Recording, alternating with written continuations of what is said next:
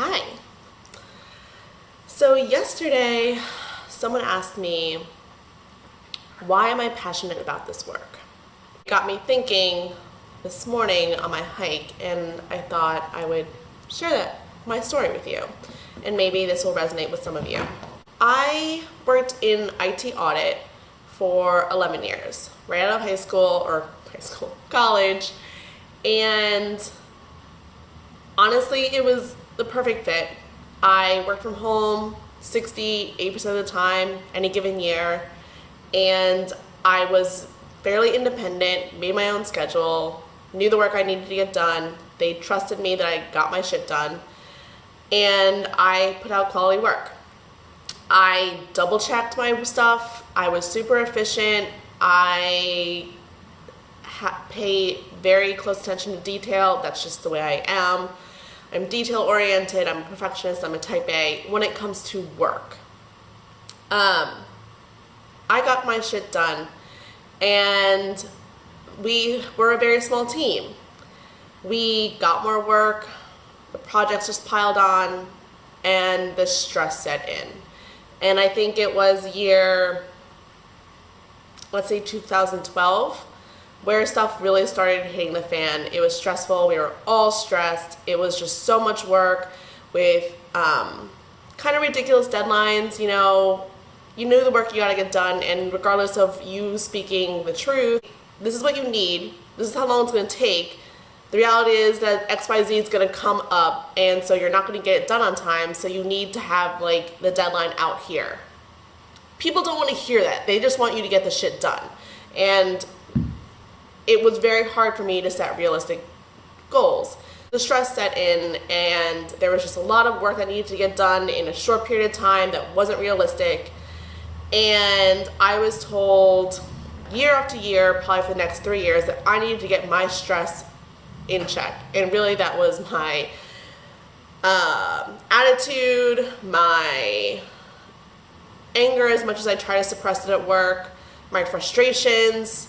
While I understood it, I struggled to find help and the assistance and support I needed. I don't think it helps that I was very independent. I like to do things on my own. It's difficult for me to ask for help. However, I felt when people did ask what they could do, I told them, but somehow it would still fall on me to get it done. So I felt like it was kind of, what was the fucking point of asking me, kind of thing.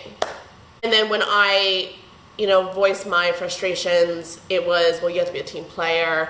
We all have a lot of work to get done, blah, blah, blah, blah. It was hard. It was stressful. It brings up a lot of shit for me.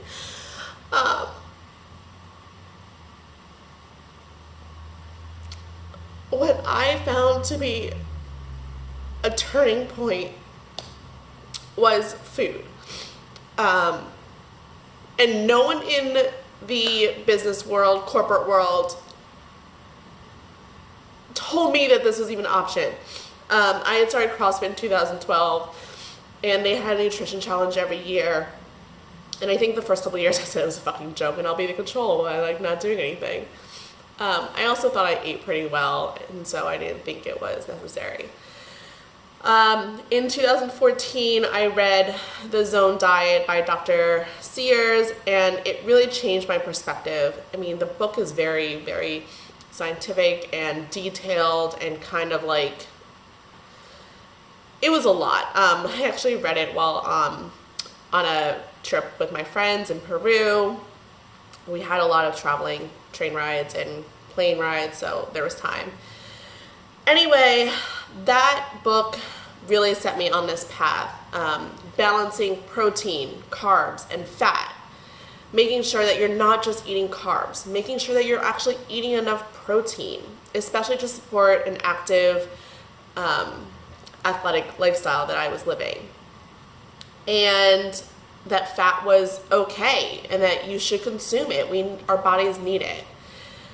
It should not be avoided. So that really set me on the path of managing my stress. That brought things into realization And it really got me passionate about food and macro tracking, which at a later date I'll talk about, but basically I hate macro tracking these days. I think it can be obsessive. I think the food sucks. I think you lose your creativity and inspiration.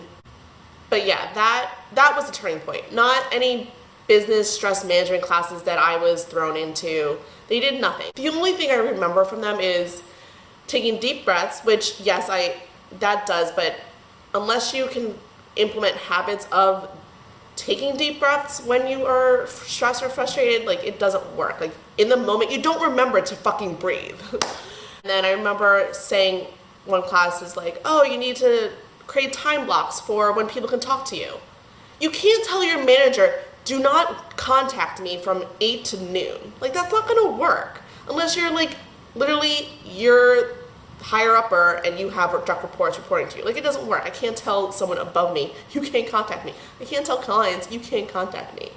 And while I did set some boundaries at work, like deleting email from my phone and not signing on chats, but food really, really, really helped. And now knowing what I know why it helped. I struggled most of my life with elimination. I have been constipated most of my life. I had suppositories when I was a kid, and crazy nights in college basically guaranteed diarrhea on the weekends and bowel movements. I would have to go running to get a bowel movement, and that's why I pretty much did it daily, because that's the only time I would poop. It's actually, I would go out for a run and I would have to be by a bathroom, because probably within the first half mile to a mile, I'd have to be running back in to go to the bathroom, and then I can go back out. But yeah, it would only take a couple minutes for it to work. And now knowing what I know, we need to be in a parasympathetic state to poop. We need bile to poop. Bile stimulates the peristalsis in our gut to actually move the poop through and actually have that bowel movement. You need to consume fat for the release of bile. We need to chew our food, which I've never had a problem with, but we need to chew our food to get the release of bile as well.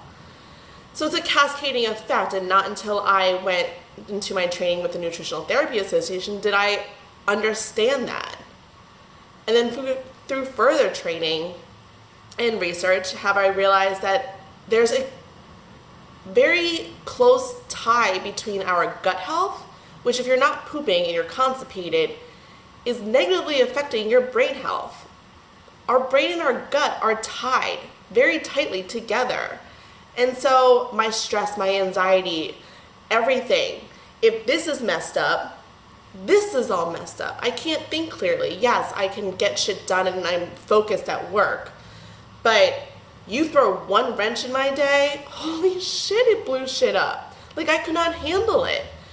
And not even thinking of like my relationships with Zach and others, like